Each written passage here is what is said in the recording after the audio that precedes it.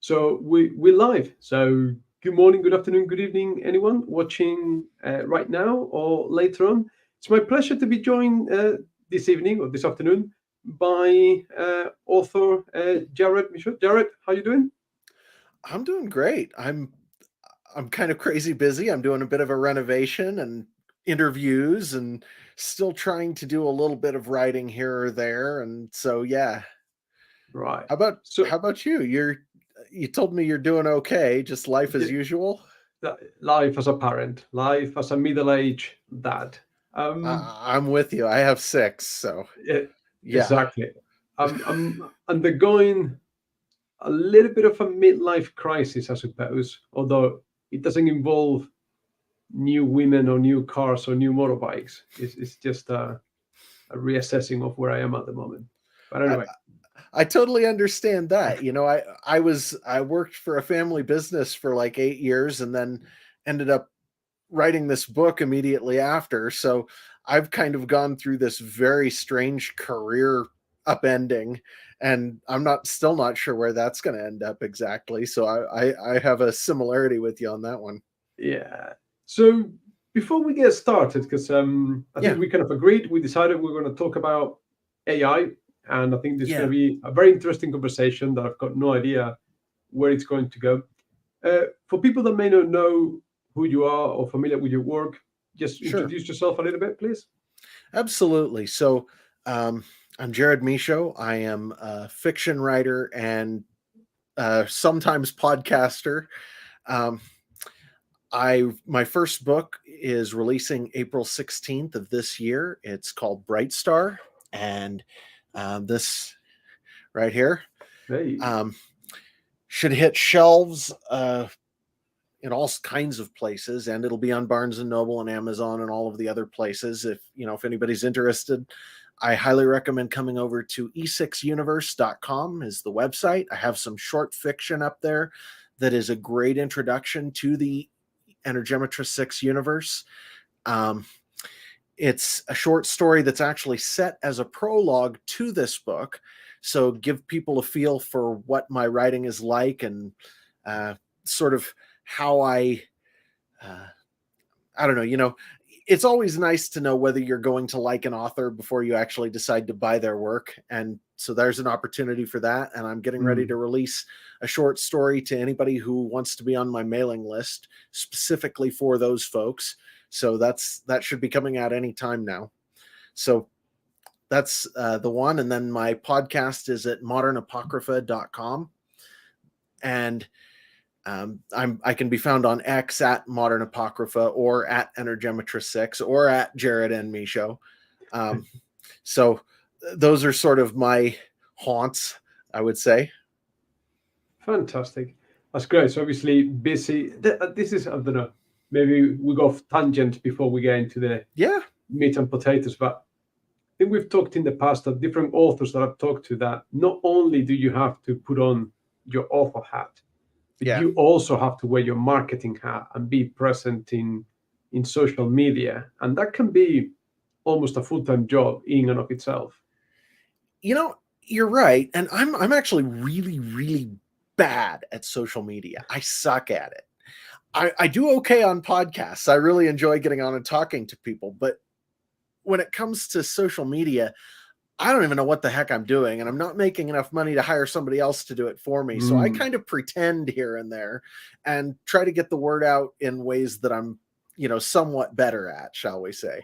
No, I totally get that. I don't. I mean, I don't. I suppose YouTube is social media, but it's a fairly unique social. Well, I don't know. I don't know because I quit Facebook like I don't know a decade ago, and I don't Yeah. have X and Instagram. I don't know why the hell I've got it either, but it's somewhere there. But sort of YouTube is my only social media, but it's Yeah. weird. It's video based something. It's more on the media and less on the social side, though there is still some social in it, I would say. But I suppose, like I said, I closed my Facebook account many years ago. But I suppose you Yeah. can still stream and post any videos that you care on Facebook as well, isn't it? You can, and actually X recently set it up so you can do the same thing there. You can actually post full-length video on X now as well, which is Right.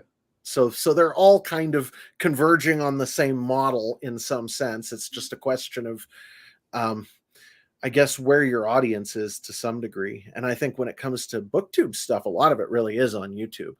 Though there Yeah. is still a fair bit of stuff going on Facebook, but it's kind of the format's kind of different. And I'm just not good at Facebook. And I think Facebook is a different generation. I think it's for people like you and me. My students, none of them use Facebook. I Yeah. think Facebook is something their Yeah. parents use. They're not interested in Yeah, that. and I think you're looking at something like TikTok for the younger generation. And I don't know what else, but I won't even put that on my phone, man. No, thank you. No. I've got very strong opinions about TikTok. And some of these kids, they've got TikTok brain, and it's a very clear, still not officially recognized disease, but it's certainly a condition, TikTok brain. I'm with you on this. Like I say, my kids are not allowed to go anywhere near this stuff. I barely allow them to use just simple, text chatting app stuff. So Yeah. Right. So AI. So can I start this out by giving you a little anecdote?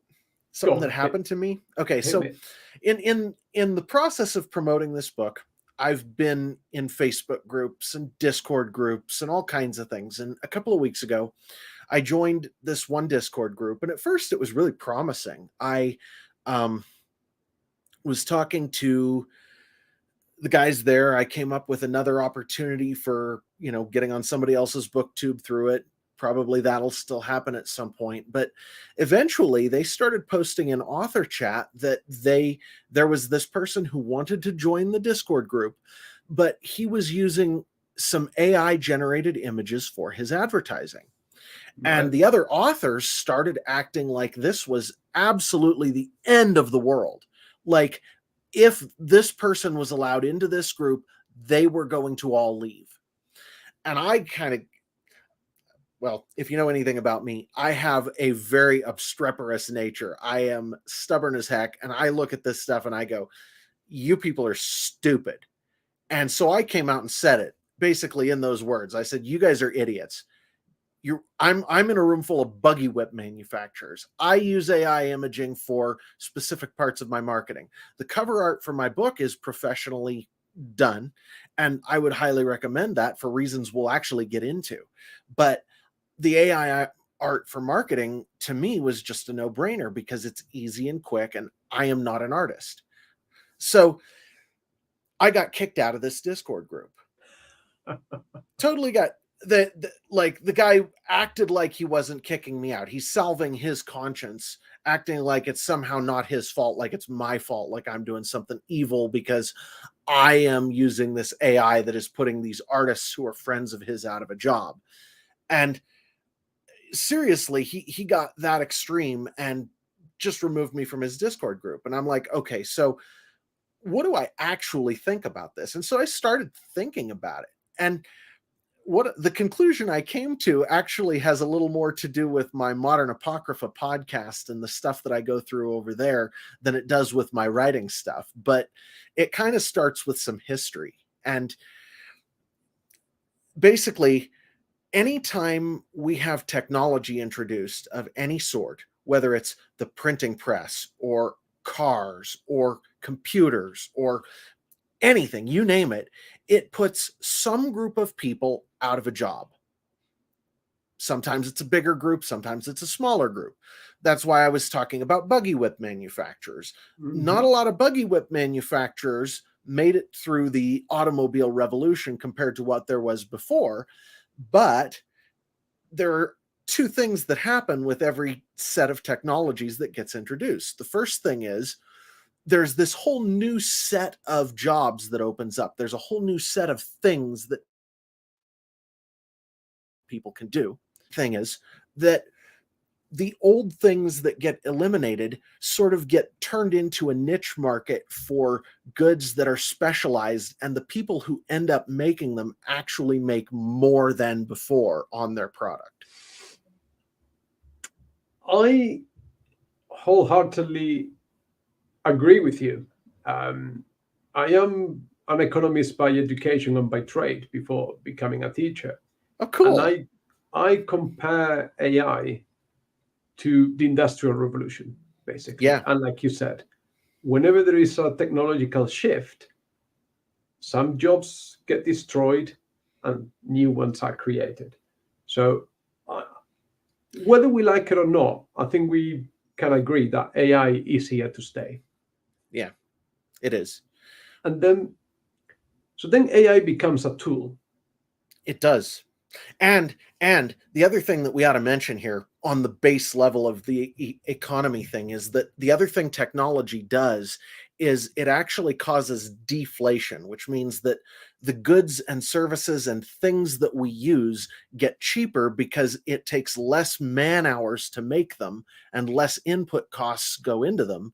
So we get better stuff for less money as an overall societal effect Yeah, in general.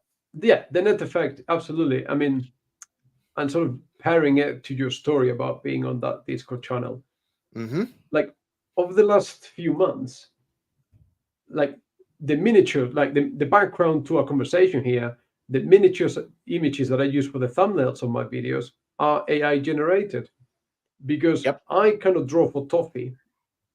And when I'm making the thumbnails for my YouTube videos, I can either, for want of a better expression, steal an existing image from somewhere and then do Right. a bit of tweaking or, sticking my face at the front of it, but I don't know whose work I am stealing or if I am stealing it or not. Or I can have a clear conscience that I've got an AI generated image that has got no copyrights whatsoever. It looks way better than anything I could come up with, and just go along with it because Yeah, for marketing, for presentation purposes, it's more efficient, it is quicker, and it just looks better. that's absolutely right. And now we actually need to get into some specifics on that because this is where people start to misunderstand what's actually happening. Okay. AI, as we understand it now, people think of it as sort of a wonder technology, a do anything technology, and that's not really what's going on. So as part of my history, I'm actually a computer programmer as well. I can create code on a functional and on a high level. I was building a video game that was actually an MMORTS video game by myself for a number of years. I still have it. I kind of shelved it while I'm doing this writing stuff. But on the technical side of things, I actually understand on the coding level what goes into this stuff. And I haven't specifically built uh, any of these learning models myself. But when I read about them, I understand what they do and how they do it. And getting a basic idea of that is kind of necessary. So the most appropriate way to think of these AIs is they're they're sort of average machines. And what I mean by that is they take in a tremendous number of images or a tremendous amount of text or whatever it is you're creating, huge amounts of video, and then you put in commands that basically resemble some of the work that they have internalized, and they give you something that is sort of resembles what you're asking based on the average of the things that have been put into them. So if you've ever done any, and obviously you have, if you've ever done anything with AI image generation, have you ever tried to get a character to have a specific pose or a specific um, composition to the image? I have, and it's failed there. So Exactly. I think maybe yesterday, maybe this morning, I was trying to get a plague doctor sitting at a table, and it couldn't do it. It would give me the plague doctor, but it couldn't. Or I think it said something like a plague doctor from the chest up, and it Yeah, couldn't do it. right. And That's then exactly right. Now, you can improve that by learning how to do the prompts, and prompt engineering is a big deal. And as these things get better, you'll be able to do a little bit more with them. But the point is still that when you try to get something really specific, you're going to get results exactly like what you found. That past a certain point, the more detailed and complex you try to make something, the more difficult it is for that AI. And the more labor and effort it takes to get it to do it, to the point where if you're actually trying to make good AI art, it takes it just becomes another tool. And it's like an artist's paintbrush or something. It actually takes as much work to create the image that way as it would to draw the image yourself if you were an artist past a certain point.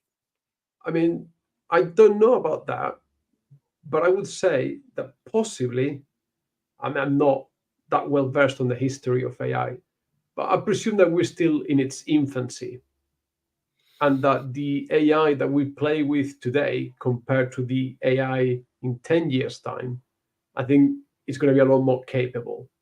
And the stuff that it's going to be able to do is going to be, probably going to be able to reach those details that you're talking about. That if I want a specific something or other, it will get there in our lifetime.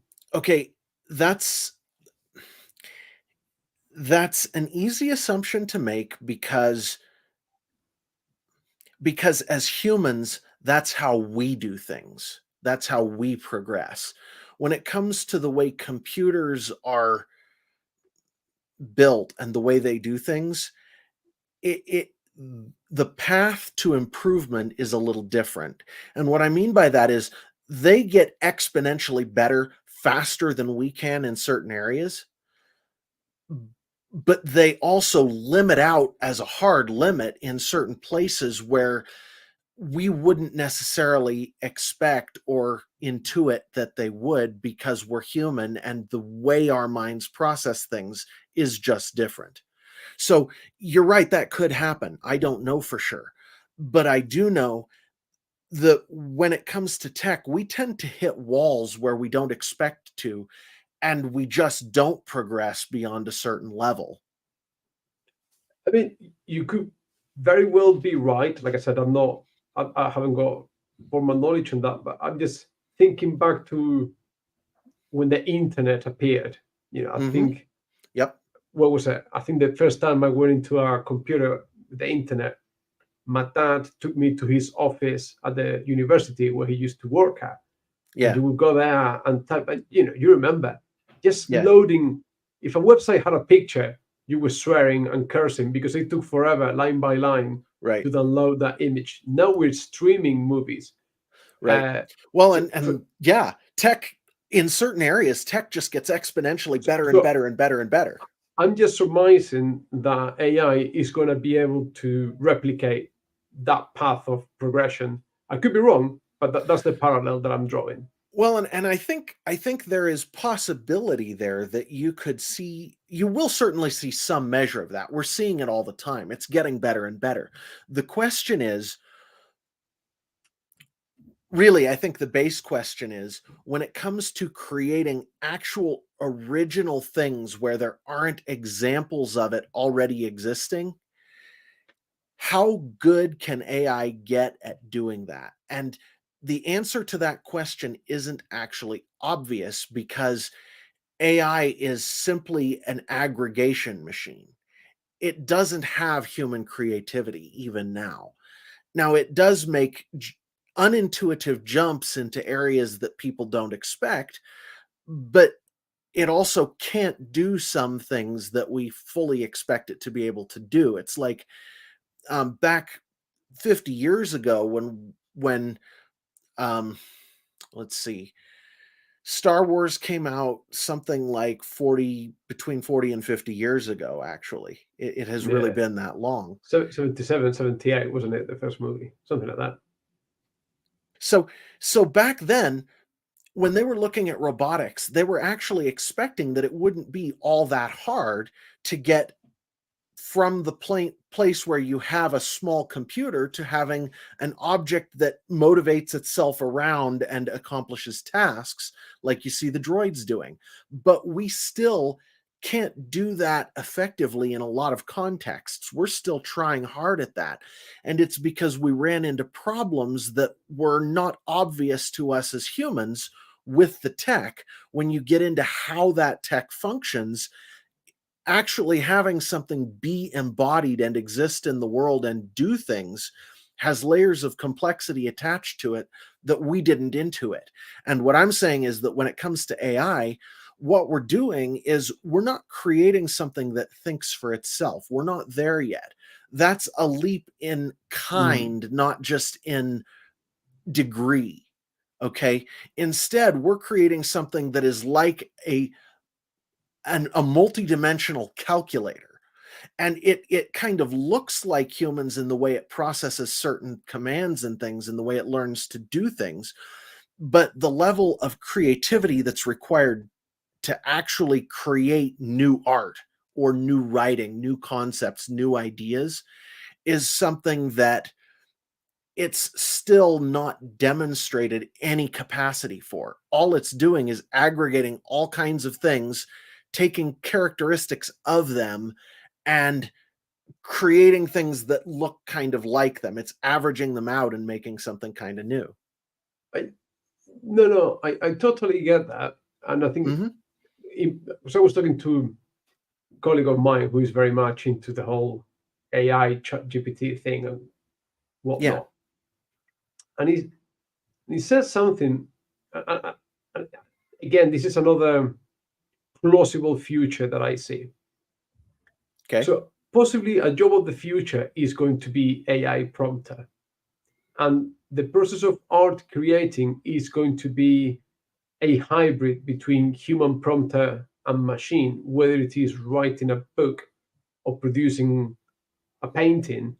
Hmm. I could give an AI, like I want a medieval fantasy history with your classic tropes, the Yeah. chosen one, the evil lord, a quest for a magical artifact, and it would give me some skeleton. It may give me 30,000 out of the 150,000 words of the story, and Yep. it'll be some sort of joint effort between Yeah. the And writer and the that is AI. actually much closer to what I expect to see than make me a Star Wars and you come Yeah. up with something brilliant and amazing and new that is exactly what people want. That's not the way this works. What you just said is actually exactly what I expect to see, especially in the short term and midterm.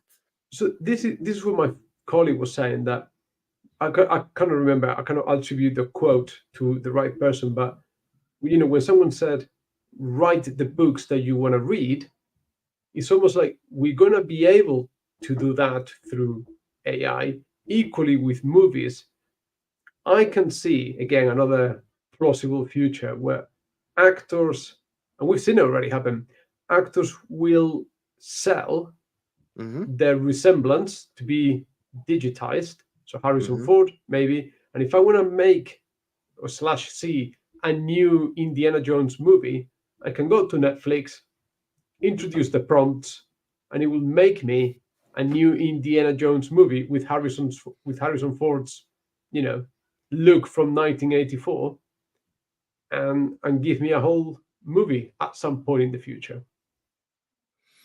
Yeah, I could see something like that. Again, I think that what we're really going to see is you used a phrase there that I thought was really key. It's write the books that you want to read. And the question is, as a writer, how can I more quickly create the material that other people want to read? It still requires me to change a lot about something when ChatGPT creates it. And I've never used ChatGPT in my writing, partly because I don't actually think it's capable of doing the job I want done. But either way, I've used it a few times. And when I do that, I look at what comes out of it and I go, this still has to be edited significantly to be what I want it to be. And so part of basically what we're doing is we're creating better tools to do the jobs that we already do. And we're going to create more niches in those areas where there's going to be people who get to be really, really good at certain aspects of any given thing that lasts more than, where there's a niche that lasts more than 6 months. People are going to get really good at it, and they're going to be able to charge money to be able to do that because they'll be better at it than other people will. There's a guy I know on X who makes AI generated book covers, and he does some combination of 2 different image generation AI softwares and some digital painting and some of this and some of that. And what he comes up with is pretty good. It's not as good as the cover art of my book. I had that done professionally by somebody who I know who is an artist, but it's pretty good. And if I didn't have this other resource, I would seriously think about using this guy's AI generation because he can do it a little faster than she can. And in the longer term, I think that just gets more so, where the you see 2 things. You see the labors of love are priceless because they're made by humans. It's like we still have oil paintings done by people and they still sell, even though machines can be, you know, can be built to do the same thing, to create the same product. Human made products are still valued because they're human made. Yeah. No, I can definitely see that. And I quite like how you mentioned the whole, it became any art creating process, whether it be painting, writing, I don't know, sculpting, we have 3D printers now and all that Mm-hmm. sort of stuff. It'll become like an art, like a craft, like an artisan thing. Yeah. And I think you've seen it over the last few years with the whole craft beer revolution, where people have Yeah. moved away from industrial, this Heineken, big, Exactly. big, Coors, Miller, Budweiser, and people are moving to craft breweries where they're willing to pay more for a much higher quality product. And for one that has a touch to it that is kind of unique. It's that particular brewery's touch, and that's actually valuable to people. People value that. And again, there's a function of deflation for you. We can afford to do that now. And by the same token, we want to do that because we value it. And I think the same thing's true of what we're doing with stories and art and those sorts of things. Real quick before we go on, can we define, just lay out there what people find to be the moral issue here? Because that's part of this and we ought to speak to it. I think, I don't know, because I've got some backlash, but not very much because I'm not very vocal on the topic. But I've seen particularly art, like when artists, I mean Yeah, painters, they are the people who are the more vocal about it because they are the ones at the moment more obviously at risk. Because, like you said, you're creating a cover for a book, and this person that you mentioned in X, if you don't like what they come up with, it's a lot quicker for them to give you an alternative right, than for a manual artist to produce 4 or 5 different covers right. and then say to you which one would you like. That's So I right. think I see a lot more um, backlash from artists like painters, but I think there's some sort of, I don't want to say irrational, but there's some sort of irrational, anything that comes from a machine bad, everything produced by a human good. So Well, it's a little more specific than that, actually. And what people object to is specifically this. In order for those AI machines to create art, They have to take art that humans have created, and basically they're ripping it off. They're stealing some, what would you call it, some property of that. Some part of the intellectual property is being used without permission in order to create that, and people object to that. But that's a fallacy, isn't I it? agree.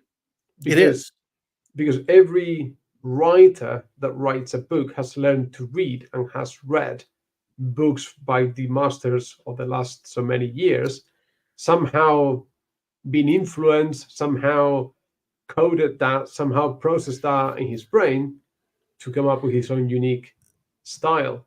You cut to exactly the same thing that I did And when sorry, and no, you're besides, good. there is enough, I think, there is enough art, whether it be literary or pictorial, in the public domain that you could feed that to an AI machine to come up with its own version or a new genre without actually stealing or not paying whatever royalties are owed to the producer of the original art.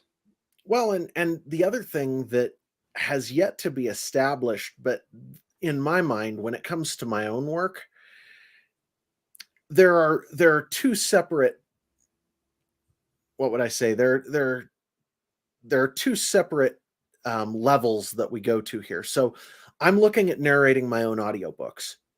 If an AI were to master using my inflection and my voice and my tones to narrate audiobooks, and I got nothing out of it, if it was taught to use my voice to narrate and I got nothing out of it, I would find that to be a pretty egregious problem, right? Because that is specifically using something of mine that is valuable to create this product. But if an AI were to be trained on my books that I'm writing, I don't think that I would have much to say about that, because, as you just said, every writer has to read other books in order to come up with their own material. We all have to learn, and we do that by absorbing material that other people have created. That's just part of the process. Yeah. AIs are doing the same thing, and I think it's kind of a dead end trying to fight this battle of intellectual property in that sense. I think as well,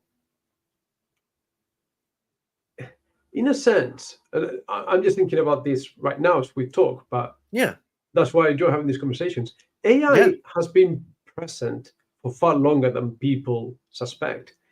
Every single computer chess game that has been made since, back in the day of floppy disks, that is some sort of AI that has been coded into it, and possibly an arc, or maybe these days, an archive of all of the big chess games from the grandmasters of the past 50 years have been fed into a machine to produce that game, and no one is complaining that So that game has ripped off, Fischer so versus Sparsky.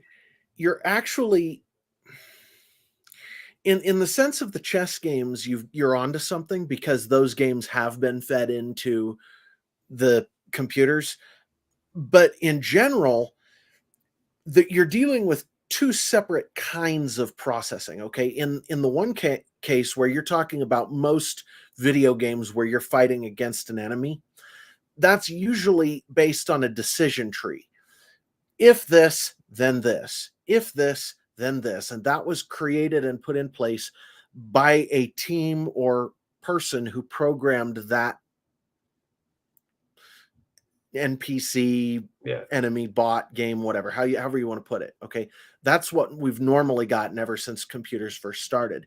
This neural network machine learning thing is a totally different kind of thing, because it takes in all of the previous, or all of these non-public domain things, and creates new art based on them. That's actually kind of,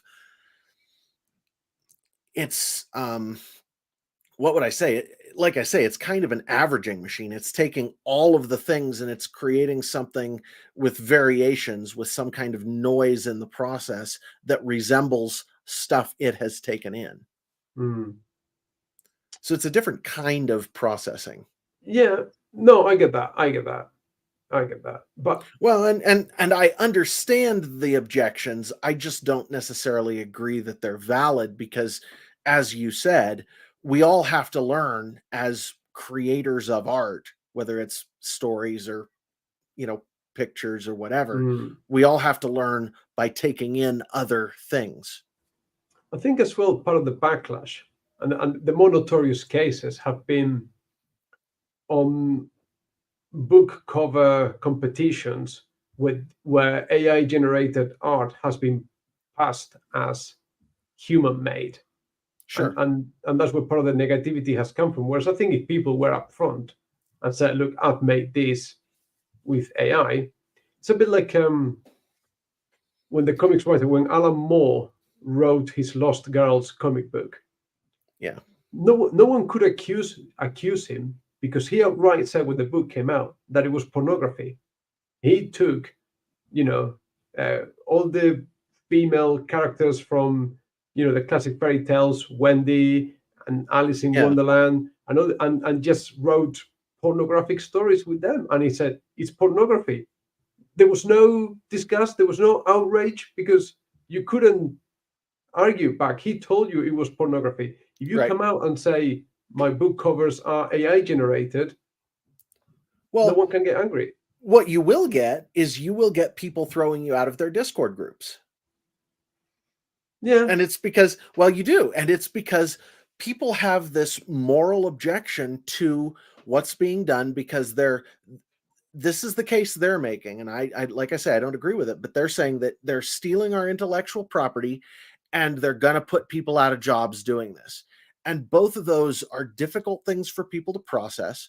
And because of your economics background, you understand that it isn't really that simple. It isn't that everybody's going to lose their jobs. It's that we're going to get different kinds of jobs doing different kinds of things that are probably where there was just one kind of artist once upon a time who painted pictures. Now we've got digital art and we've got physical art and we've got and that just gets more and more fractured and fractalized the more tools we have. And just to draw another parallel, Yeah. any these days, Amazon has democratized book publishing. Any old Dick Tomohari could write a book and put it on Amazon Kindle digital. No one's complaining about the amount of publishers, printing people that have lost their jobs because you're now reaching your audience directly digitally, without Yeah. bypassing the distributor, bypassing the bookstore, bypassing all the stuff. You don't get the same amount of clapback, but you get it with anything that is AI generated. And to me, they are all different expressions of a similar process, which is a technological shift that changes the manner in which we've been doing things for a long time. Yeah. You're right. You're just downright correct on this. And this is actually something that I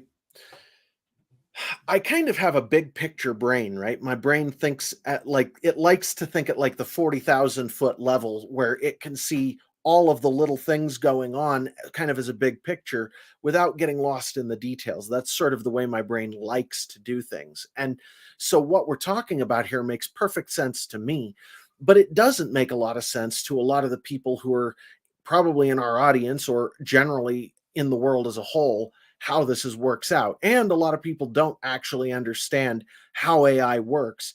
They sort of get this anytime you get new technology that people don't really understand the limits of very well, you get this sort of it's magic feeling where people get the Mm. feeling that it's just going to do everything for you and there's not going to be any room for humans to be in the process anymore.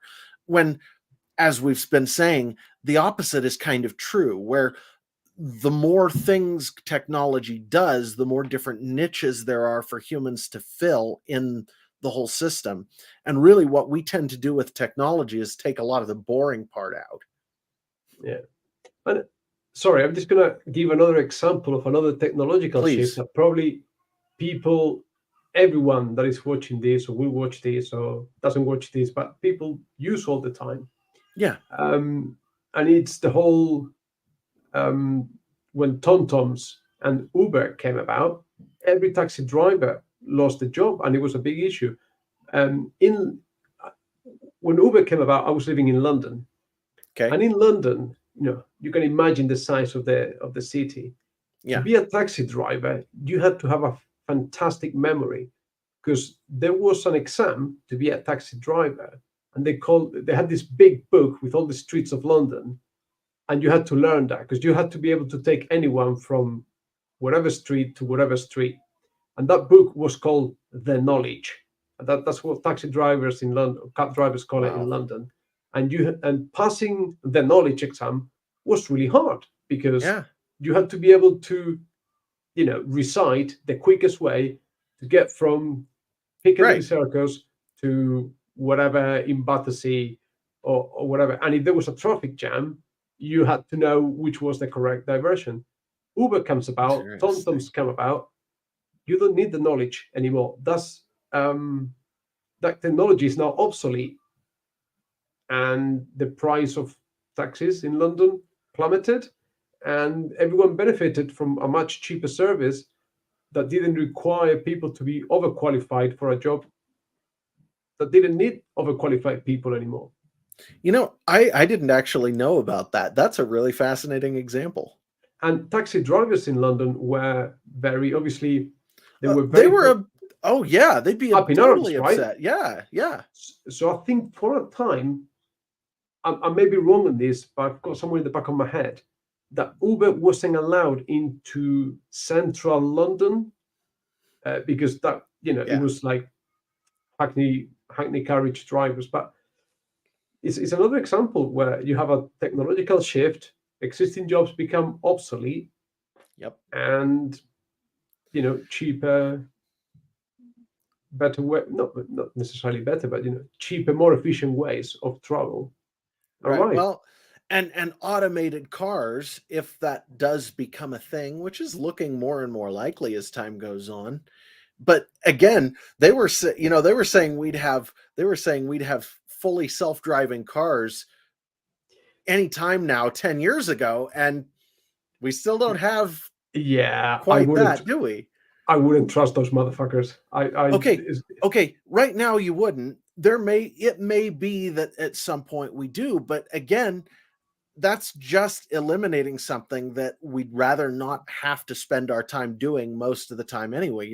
You'll still have race car drivers. Yeah, of course. Yeah, absolutely. It isn't like racing is going away, Mm. but the day-to-day driving from here to there might get easier, and a lot of truck drivers are going to be dislocated. There are going to be a lot of lost jobs for a while. It's going to be pretty painful for a certain percentage of the population for a certain amount of time. And No. So are there going to be, because I think, you and I agree that AI is just a tool, in as much as a gun is just a tool, and you can use it right. for fun to shoot cans, or you can use it for evil purposes to shoot people, right? Or you can use it for good purposes to defend your home against someone who's coming in to hurt you. That's right. So are there any moral implications, or are there going to be any legal repercussions to AI that maybe we're not prepared for yet? Things that we're going to have to. So, for instance, something that has Oh, there are happened. going to be a tremendous. Yeah. People use AI to take, happens in schools. It hasn't happened in my school, but they will generate like a nude picture and slap on the face of a girl or a boy in the class and distribute that around. Yep. Technically speaking, that's not a nude photo of someone in your class. No, but it is a likeness of them. But right, so, and I'm just going to an extreme case, but are there going to be legal / moral implications? Okay, so basically, we've already got something along these lines in some sense. And this comes from my journalism background.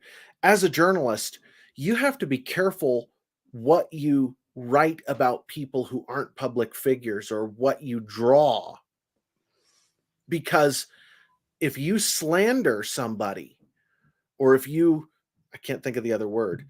Slander is verbal. I don't remember the print one right now. It's not coming to my head. But if you slander somebody, you say something bad about them that is not true, you are legally on the hook for that. You can actually get fined or go to prison for that in most societies in the West. Mm. I don't know about, Middle East, whatever, but I know in the West, you go to prison or you get fined for that. I would say that what you're talking about is just a logical extension of that rule, where if you're creating nude photos, or photos that do harm to someone via AI, it's just a natural extension of those sorts of laws, Mm. which we already have on the books. So yeah, no, I think there will be a period of adjustment there, and that there will be stuff that we don't foresee, but I do think that the mechanism for dealing with it is already in place in a lot of ways. Where we actually run into trouble is in a bit of a more conspiracy oriented area, which has to do with blackmail stuff. And that gets really complicated, because right now there are significant portions of the world that are where blackmail is a force that is used to control and manipulate the powerful. And now that AI exists, at a certain point, that isn't going to work anymore. So that may upset power structures in ways that we just don't understand. And I know of people who have explored that in some detail and say that basically blackmail is dead as a form of manipulation for people. It may not have hit yet, but 10 years from now, nobody will believe any videos that come out anyway. So, somebody gets caught on video doing something really naughty, they can just say, oh, that's AI generated. That's true. That's true. Like those deep fakes, we've talked about those Yep. Mm-hmm. de-aging processes in movies and stuff like that. Yeah. Yep. Yeah. I don't know, like the one thing I've seen, and again, it's another, like if you, because I've seen it at school, like Yeah. for the languages that we teach, there's a written exam, there's a Okay. reading comprehension exam part, and there is a speech component where the students have to prepare a brief speech and then defend their position and have a slight Q&A with the examiner. Now, some of the Defamation. Sorry, the word came to me. It's yeah, defamation. there you go. Yeah. Go on, though. Go on. So some of the numbnuts that I teach go to ChatGPT and ask ChatGPT to write them a speech on whatever they want to be pro-abortion or anti-abortion or whatever it is. Sure. So you get this university level sort of, grammatically perfect paper. And then you got this 16, 17-year-old memorizing this, and that's amazing. But as soon as you enter into the Q&A, you realize that speech could have been written by this kid. Right. But again, they're not ripping anyone off. That's not plagiarism as such. Is it a form of cheating? Well, what it may do, if we're logical about this, because there's every chance that our society could get just totally illogical about how it handles this. But if we're logical about this, it's like exams nowadays don't ask you to remember the same things that they would have 50 years ago. If you go to a professional examination for most professions in this country, because of the ubiquity of the internet and because you can look things up so easily, the memorization portion of things is not as it's not as critical. Instead, they have the ability to do things takes center stage more.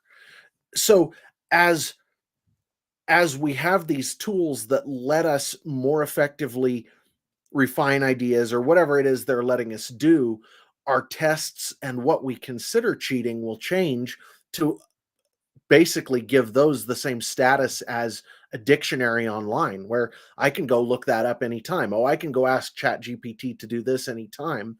That means that skill isn't as valuable as it was. Yeah, I had a shock moment about that. It's about maybe 10, 12 years ago. So I've got epilepsy, and Mm-hmm. so I got diagnosed in Spain, but I was living in the UK. So I remember when they went to the doctor and I was trying to explain what medication I was on, whatever they couldn't, or the name didn't translate or whatever.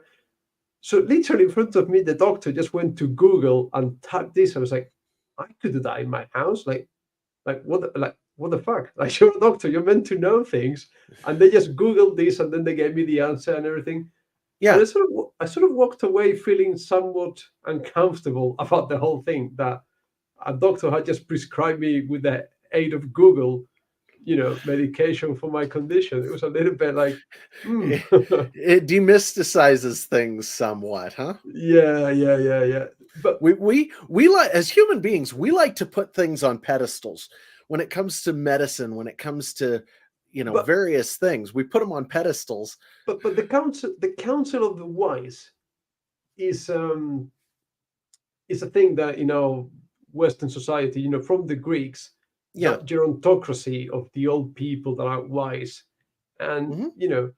something that annoys me a lot about today is when you hear people on the internet going, oh, you know you have to think for yourself, do your own research, blah blah. It's like, no, motherfucker, I haven't got the time to be an expert on medicine, legal affairs, um, psychology. All at some point we Yeah. have to defer to the experts, because we cannot be an expert of everything. um I have two thoughts on that, but yeah, yes, no, no, go on, I'm go with on. you. Well, in the one sense, one of the things about being human that is necessary that people have lost a lot is a basic understanding of how the world works, to a degree that we can look at what a given expert is saying and get kind of a smell test. Go, yeah, you know what? I think this particular expert needs like Yeah, we need a second opinion here, because I have a basic understanding and this stinks. Okay. no, So yeah, you're right. At some level, we do end up deferring to experts. I don't want every single person to be writing stories, because not everybody wants to write stories. And I want to write stories because I want to share that with people. That's a gift that I have, and I want to share it with people. So yes, I agree with you. At some point, we all will kind of be experts in our own areas, and we have to defer to people who know what they're talking about, but we have to have enough general knowledge to be able to sort of get a good idea of our own, because we're making our own decisions, right? We're responsible for those decisions. You can't pass that off to an expert. well, I don't know, because I think sometimes I've been in the situation where it didn't make sense to me. I had to. So I'll tell you the story. I'll try Yeah, to be as quick as possible. When sure. my wife was giving birth to our first son, Hmm. it was a complicated birth. It was fairly traumatic. And Yeah. at one point, 2, 3, 4 in the morning, after hours of being in the labor room, they lost the heartbeat of the baby. Alarm bell starts ringing. Nurses, doctors all flooding into the room, and they give me a piece of paper to sign. At what point do you think I stopped to read that paper, question what it was Yeah. saying, or, or at what point I could have signed anything? I would have signed my mom, my dad, my life away, for them to do whatever it needed to be done to save my wife and that baby. And it's like, this is ridiculous. Like, I I have have an to defer apples to you. I have an apples to apples counterexample for you. Go on. When my first when my first was born, when my oldest was born, we had a similar situation. It got really bad. And he when he came out, he had one of the lowest oxygen levels, one of the lowest APGAR levels of anybody I've ever known. So it was really bad. He almost suffocated. They brought him back. Um, and during this whole thing, my wife was struggling. She could not labor through the pain. She was getting lost and not able to function. And she looks at me. She says, "I want an epidural." Okay, now when you actually start looking into it, there are some pretty serious negative health effects that are possible with those sorts of things. But what my wife and I had done was we were in a hospital, but we had a midwife who worked with that hospital who we had had come in with us to this birth. And I turned to her and I said, what do you think? What should we do? She, as an expert who would not do the same things the hospital would do, the hospital would have immediately done what my wife's. She instead said, "How about we try this?" So they gave my wife a painkiller. It was actually fentanyl. They gave her some fentanyl that was for a particular amount of time. It was they had it calculated precisely, and she had my son naturally. And that couldn't have happened if we had decided we wanted to have him naturally for various reasons. And so because we had brought our own expert who had more knowledge than I did, we were able to do something that was not what the hospital would have told us to do. So while I agree with you, I was in the same boat you were. I didn't know what to do. I was ready to do whatever. I had brought somebody with me who knew better than I did. That's right. But you see, you had the opportunity to defer to the expert. I I did. didn't. It was like, sign this. Like, what the hell am I signing? What am I giving you consent to? Like, in what capacity am I giving you, you are the Right. expert. You do whatever you think needs to be done. It's Right. Well, and I guess all I'm saying is that we, as being responsible for things, are responsible for picking the right expert. And we live in a broken world, so we do the best we can. You Yeah. did the best you could. I did the best I could. I think that both situations came out okay, right? So Yeah, yeah, yeah, yeah, yeah. yeah, so no criticism here. I'm just saying that the best thing we can do is to choose the experts that we trust. And I'm happy with my choices. And every single birth since then has been a home birth. And every single one has been way better because she was way more comfortable. So obviously, because from my perspective, Mhm. um, being a teacher, and I can see already, we don't teach for the value of the knowledge that we deliver, because you know um, there are tools already on the internet. I'm getting to pre-university level where we're Right. doing integrals and differentials and stuff like that, and I Mhm. teach the kids how to manually integrate or differentiate whatever. But there's a website called Integral Calculator where you can just type the function and it will show you the steps and it will do everything for you. So there's tools for everything out there. I like where So you're going with this. so at some point, are we going to have to rethink what we teach, and what skills? Well, I Oh, think I think to a degree, yes, but I think that where we're going with this is actually something like this. Going off of what you just said, the reason you teach them that is not because they can't look it up. It's because in order to properly function as an adult, if they need to use that, they might go to a calculator. It's like I had a graphing calculator when I was in college, but mm, before I ever used the graphing calculator, I was required to learn how to do the operations manually so that I understood the patterns behind what the thing was doing and it wasn't some kind of magic. And as humans, one of the things we have to do is we have to demystify things. We have to understand the structure of how things are done so that we can properly use the tools. Once you understand the structure, you don't have to do it yourself every time, but you do have to understand how in order to make it work right.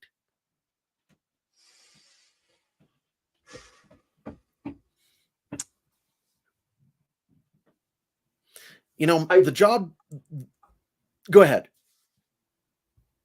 Okay, the job that I had before I started doing this was, it had some amount of engineering in it. We made food processing equipment for potato chips. We made cookers to make potato chips, and we designed and built the equipment ourselves. It's a small company. We didn't have engineers on staff. We just, each of us contributed where we saw things that could be improved. And in order to do some of the work that I did, even just the machine work that I did, I had to have a basic understanding of geometry and algebra and some amounts of calculus just to do the machine work properly. Doesn't mean that I did it all in my head all the time, but just to make it work right, I had to understand what I was doing. What were you going to say? I didn't want to cut you off. No. I agree with you.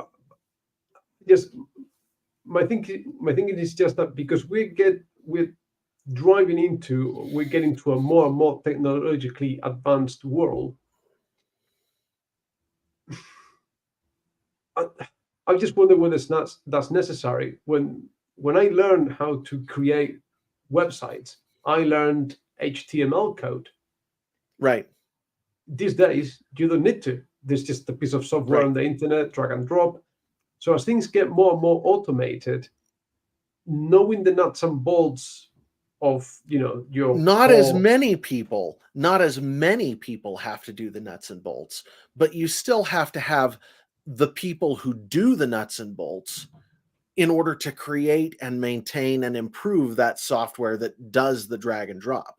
So yes, we specialize more. Yes, we have fewer people who understand the details in some areas, but we still have to have those people who do understand the details. And I think that the question that this all brings into my mind that I don't have an answer to, but that I think is actually a really important question, is what is the basic set of information that an adult human being needs to be generally effective at life? Because we're not actually that good at teaching that in schools right now. We don't teach how to do taxes or laundry, or, you know what I'm saying? There are a lot of things we don't teach that really we could use to teach. We don't teach any practical stuff, and that's a point of debate. Every time I'm a teacher and I hear about so many things, schools should do that, like sexual education or like financial education or all these things. Financial's a good one. That keep on getting piled on schools, and it's like, but what about you do your job as a parent and I just do the maths teaching? Like, why should a school be involved in sexual education or digital well-being? And I guess the question really is exactly what you're just asking. That is, what are the spheres of influence and who needs to be responsible for what? Because we homeschool, we teach our kids everything ourselves. My wife and I were both homeschooled. I got like the highest score on the ACT of anybody I ever knew. That's a standardized test here in the States. So we are both quite intelligent people. We teach our own kids. And the question is then, what should we be teaching? What is the basic set of things that is important to know? And that's something that we haven't really, as societies, re-examined in any meaningful way without too much agenda, because there's been a lot of agenda in any of those re-examinations I've ever seen. It's really interesting. I've gone back to the Romans. If you ask my two kids, and they are 8 and 5 years old, they are so bored of me. But I ask them, what are the 4 fundamental pillars of education? And they will just go logic, dialectics, rhetoric, and ethics. This is just those 4 things. you know, learn to, use your brain logically, your maths, learn to talk to people, your dialectics, your rhetoric, learn to talk to convince people, and have some ethics. I said, your dad will provide you with the ethics. You need to work on everything else. Um, but but it's difficult. It's difficult because Yeah. go back to social media, TikTok, attention spans. Yep. Asking a kid to pick up a book these days, it's a nightmare. Yeah. It's a losing battle, and it's so Yeah. important to we've I think we've veered too much over the last few decades towards science, technology, mathematics, that the humanities, and particularly public speaking, is totally lost. And I'm relatively in touch with the universities, and their complaint now is that the kids arrive and they don't know how to talk in public. They don't know how to defend an argument or present their case. They're very good at maths, but we have these sort of socially awkward kids that interact online most of the time, and Yeah. they've lost the ability to converse. Well, and the funny thing about it is the one unique thing about humans is that we are so relationally based on relationships with other people. So losing that particular skill is just tragic. There's something really wrong with that. Actually, what you're talking about, you're making me think about it. I haven't put it into those terms. I haven't taught my kids those terms, but I tell you what, I teach them those things Yeah, very yeah, much yeah, so. Those are skills that we work on constantly in this house. yeah. It's that's all they need to be able to do. Yeah. Everything else, will fall apart. But I know it's a tricky one because we are in a strange, well, we're in a lucky situation because we were born analog and grew up analog and then dealt with the digital. Yeah. But my kids with technology and the tablets is a real issue. Screen time, and because Yeah. and don't My get me my wrong. son was admitting to me just the other night that he had been using his phone in ways that he was not permitted to. He was uh, playing games on it in ways that he had been forbidden. And I'm like, okay, so son. uh, So I don't mind so much the playing games because, oh my god, did I waste my life in front oh sure. um, of my Toshiba MSX playing, those tape games that would take 20 minutes to Yeah. load, and that sometimes they wouldn't load and you had to rewind the tape and Yeah. so on, right? Hmm. But at least, and it's been proven that playing computer games does something to your hand-eye coordination and spatial awareness and stuff like that. Yeah. What I've really played plenty myself. what really makes my blood boil is the passive consumption of YouTube, and you see them You know, jumping from video to video, yeah. and the attention span getting. Actually, to go into a little deeper, because this is a great illustration of what we're talking about. What I was actually having a trouble with my son was not that he was playing games. It was that he has not shown that he has the ability to self-regulate in these areas. He's 14 now, so he's a little older. He needs to be learning how to make his own decisions about what time he's going to be spending doing what, and he needs to be a reasonably effective adult, which means he can't be staying up till 3 a.m. playing games and then get up at 11 a.m. and, you know, not be able to get on with life. What he needs is he needs to be able to decide, okay, this is the time I'm going to be spending doing this. And then he needs to do it. And as little kids, you regulate that for them. You decide what their screen time is. But as a growing young adult, he needs to be able to make those decisions himself. So the whole point of this discussion that I had with him was, son, the point of this is to teach you to self-regulate. So what are you going to do differently to self-regulate here? What is going to be different about how you act so that you show me that you're self-regulating, and then I will relax restrictions provided you're living your life in a Mm, reasonable way. And yeah, that's just teaching people to be functional, right? but yeah, but even as an adult, it's difficult. Like, Oh yeah. and I didn't realize. Like, I last year, I've spent over 700 hours on this one particular game. But I noticed that I was sleepy. I was still going to bed at my regular time, but I was sleeping a lot worse. And I've realized, and then talking to some friend of mine, that playing computer games just before going to bed is the worst thing you could do. Your brain is so stimulated with all the colors and all the lights and everything going on that Shutting down doesn't happen the same way. yeah, absolutely, Yeah. absolutely. And if I struggle with that as a half discerning adult, these kids have got no chance. Well, actually, that's sort of the whole point of this is we have to teach them to have a chance. We have to do Yeah, our best to consolidate the knowledge we're getting and help them to absorb it at a young age so that as they grow up, they can deal with whatever changing situation they've got. And that's sort of what I'm trying to do and do with him, right? Is to just give him a head start in that direction as best I know how. Because when mm, I was a kid, I spent so much time playing video games and stuff that my life was completely unbalanced. And that means that if I can keep him from ending up there, then he's got a head start over where I was. And that means, if he's being intentional about when he spends his time playing games, I don't care if he plays games. yeah, absolutely. Yeah, we sort of veered off massively there Oh, from the that's point we were, okay. I mean, but we it's we kind of exhausted a lot of the AI stuff, at least as far as my knowledge and ability to discuss it. I don't know yeah. about you.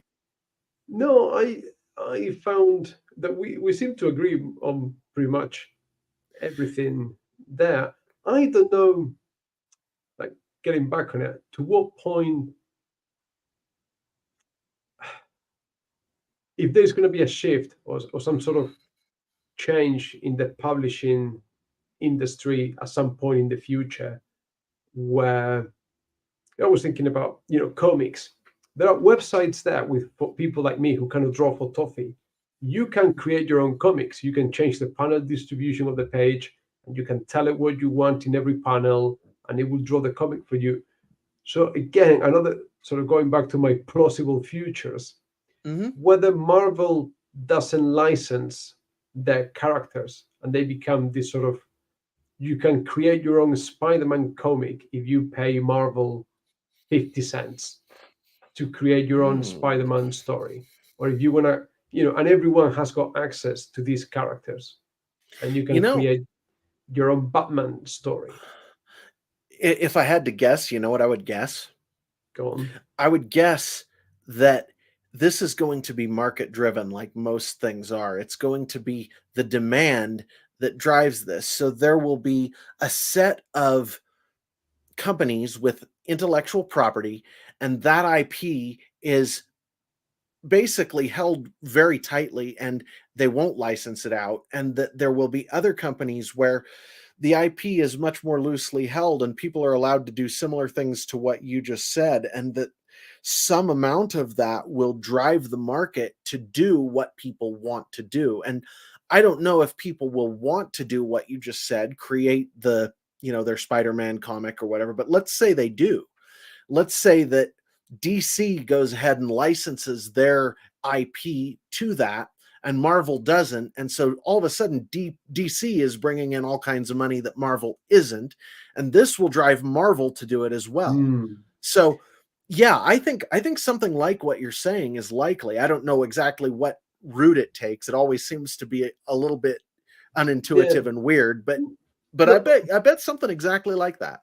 but in my head, I've got some sort of annual awards for the best indie Superman story. Hmm. Whoever came up, and then maybe I don't know. Then maybe DC buys it off you. I don't know. But I think there is something Yeah. there because so many artists have created Spider-Man or whatever superhero you care to name, that they could have some sort of stock figures. And in any case, the way Marvel and DC work, when you create a comic, they own the comics, not the artist. The Yeah. artist gets paid by the page. So those Yeah. images that the artist has created belong to Marvel. They could license a library of a Spider-Man in different poses that then you can play with and make up your own story. I'll bet you something very much like that is going to happen, and that as the market adopts it and people make money from it, that other people are then forced to do the same thing, because that's just how the market works. It'll be interesting to see how that works out. And again, this is just another example of where we were talking about sort of how technology creates all kinds of niches that people can sort of dive into and do their thing in more and more niches the more advanced technology gets. I think that this is another example of something that can go down that road. Or maybe it changes the whole dynamic of what a comic books writer and a comic book artist is. So you may have a great idea for a Batman story, and then you will go to your AI prompt guy, and he'll be the one programming the AI to produce the panels that fit your story. And Yeah, maybe absolutely. I'm sure at some level that will be the case. Yeah. maybe new talent is discovered like that. With how hard is it to break into comics, and I don't know. Maybe something like that could happen in terms of writing. I don't know if we're actually going to see an AI generated bestseller. I just don't know whether there is an appetite for that, or maybe eventually there will be. Well, I actually think that there might be a phase of that. There might be a phase where there is, but it's like nowadays when you go to buy,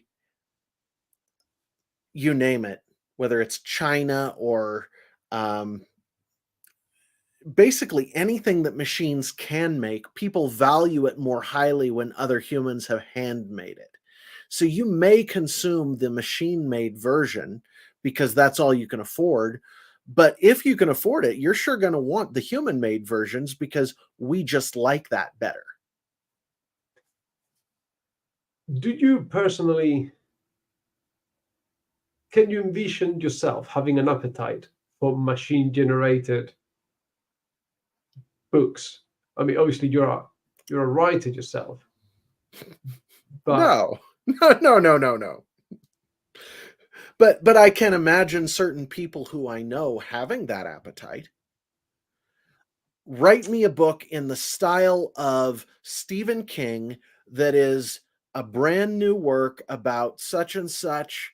And if it gets good enough at doing it, then there are a million people who'd want to read it because that's just, but the more that becomes true, the more you get what we see in the indie world right now in indie writing, where there are people who are successful with just a few thousand fans, and it's because they really like that writer's writing. They really like that style. And I can totally see that becoming even more pronounced and even bigger. And you may have some mass segment of the market that isn't like that, but I think that more and more of the market will trend toward that, because the more common something gets, the less people tend to like it. It's like homemade yeah, bread versus store-bought bread. When my grandma was a kid, all they had was homemade bread. And then after a while, you could buy bread at the store, and that was really cool. And everybody did that for a decade. And then homemade bread came into vogue again. And now people really like the homemade bread, and they buy the store bread because they can't afford the time to make the homemade bread all the time. It's a pattern in human life. but here's another slightly dystopian, although I would call it happy dystopian place. A place I wouldn't mind finding myself in. Okay. If AI was to take over the creative arts, personally, I think there are enough movies, enough works of art, enough books in the world that I can stop reading. Say, in the year 2030, AI takes over book publishing and book creating. I will happily stop reading anything created post 2030, and for the rest of my life read all the works that got published before 2030, just human made. There's enough art in the world to last me a lifetime. Well, and that's sort of what I'm saying is we humans don't want mass-produced crap. We want things that are made by humans. At a very core level, we want that. It's part of our makeup. Yeah, but I'm just going one beyond. Like, why would I pick up some mediocre, generic piece of AI art Exactly. when I can pick up, you know, Yeah. whatever? I No, can. I know exactly what you're saying. I think though, again though, I think that this will always be a case of people make things for people. Let me put it to you this way. Even if I had all the money in the world, I would still raise my own kids. I might have a nanny who I could, whatever now and then, but I would not want someone else raising my kids. They're my kids. I want to raise my kids, right? No. Do you just want to take a break every now and then? Right. I would want to take a break now and then, and I would probably do that more than I get to now. I would take my wife out on a date way more often than I get to right now. But Yeah. but that doesn't mean that I want someone else raising my kids. It just means that this technology lets me do what I want to do more often. And the series of books that I really love reading, I want to read those people's work. I go to those authors because I like their work. Mm. I don't foresee AI being able to replace my favorite authors. I just don't see it. No. And I think my only issue would be the authenticity. If AI got so good that it could write an average fantasy book, I will have an Mhm. issue if someone tried to pass it on as their own, Yeah. because Well, that would be my initial, that would be my reluctance. I don't think I would knowingly read an AI generated book, having the choice of reading, you know. Well, and let's say somebody with a pen name starts publishing AI generated stuff under their own name. It's probably already happening because that's the world we live in. If that happens, maybe they find a following, maybe they find a group of people who want to read that kind of stuff. I don't know. But I know that what I like to read by different authors. It's like on Audible when I'm doing this renovation I'm doing, I will go and I will find a book, and if I like it, I'll keep it and I'll find more stuff by that same author. I've found a series where this is pretty promising. I actually like what I'm hearing so far. I may buy the rest of this guy's stuff. And that doesn't, it's about me trying different things and finding something I like and sticking with that. And I will choose something if I have the option that's by a human.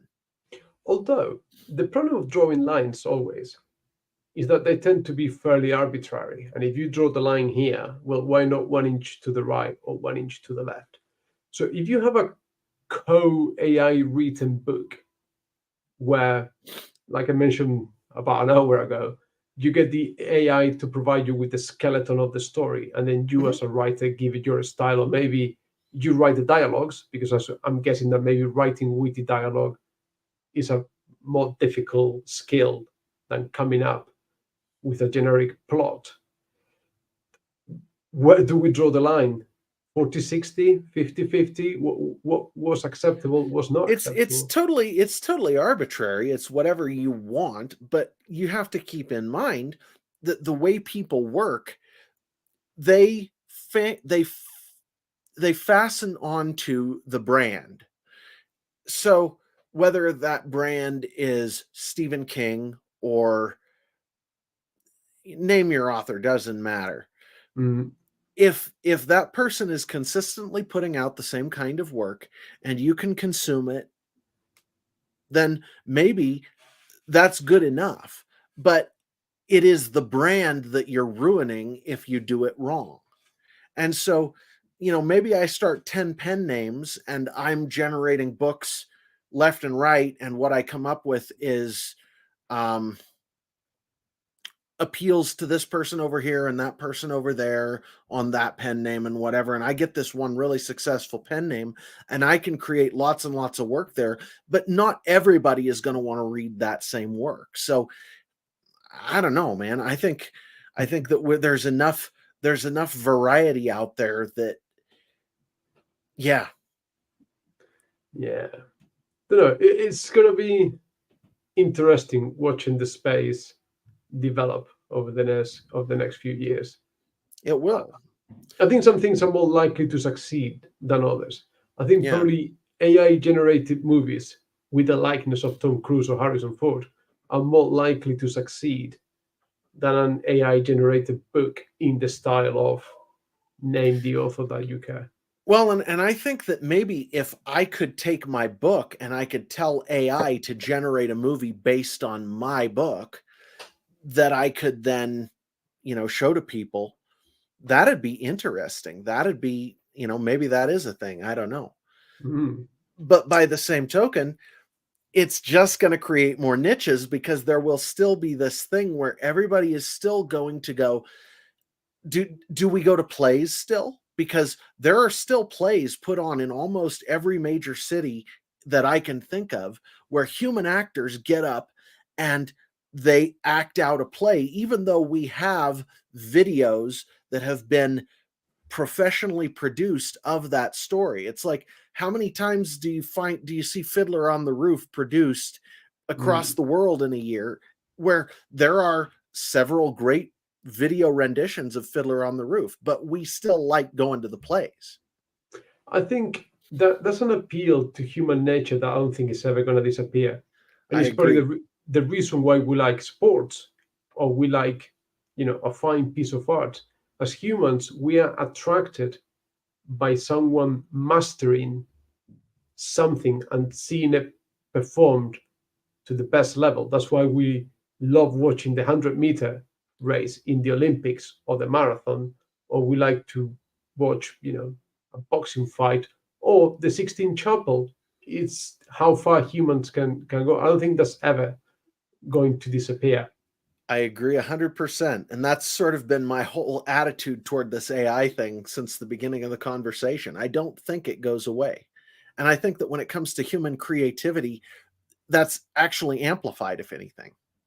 Yeah, I don't think AI is ever going to defeat Lord of the Rings or Harry Potter or Moby Dick or whatever may be your favorite book ever.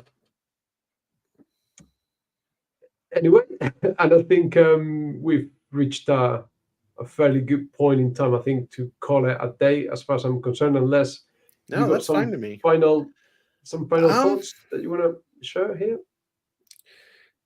you know, I'm tempted to go into the whole myth thing that we talked about on page chewing a little bit, only because it plays into this so nicely. It's like, as a society, the things that we look to, the things that have lasting value for human beings, seem to be the things that distill down some amount of truth and put it there in front of us, and we resonate with that. And do I think it's possible that AI could create something like that? Maybe, but I think that because we're humans, that art is something that's going to be pretty hard to replicate. Yeah, there is. I think there is something The in, almost. the intuitive mechanism that we use to gather those things and to create something that's truly great is something that I don't think AI will ever be able to reliably do. I just don't think it's possible. The sense of wonderment is lost. Anything Yeah. that is machine made, mass produced, you lose that sense of wonder. Whereas I think a fine performance, the proverbial lining in a bottle, that's what we are after. and and that human touch, those things where there are things that are broken in certain places, there are things that are imperfect in certain places, actually draw us in. And trying to replicate that pattern of where that is and how that works is a pretty difficult thing. Mm, absolutely. But Right. yeah, I think that's a great place. Yeah. Thank you for having me on to have this conversation. I really enjoyed this. This has No, been no, fun. it's been an absolute pleasure. I'll tell you my final thought here, my Yeah. my midlife crisis that I was talking about at the beginning. So I realized, got somewhere, I don't know where my phone is, that over the last year, I've my YouTube channel has somehow, gotten a little bit bigger. I've gained a Hmm. bit more traction. I've been talking to a lot more people, Yeah. and my socializing now happens like this online. Yeah. I don't actually really interact with people in this way outside of the digital space. I'm a teacher. I talk to kids every day. I talk to Right. my colleagues. I still exercise, spend time with my kids. But these long conversations, they're not happening for me outside of here. And I was wondering if there was something wrong with it, if there was something questionable about it. And I haven't made up my mind about it. Well, for what it's worth, I don't think so. I think, you and I are having a conversation. I am very I'm honored that you want to take your time to have this conversation with me, genuinely. So, is there something Likewise. wrong with that? No, I don't think so. I think that's awesome.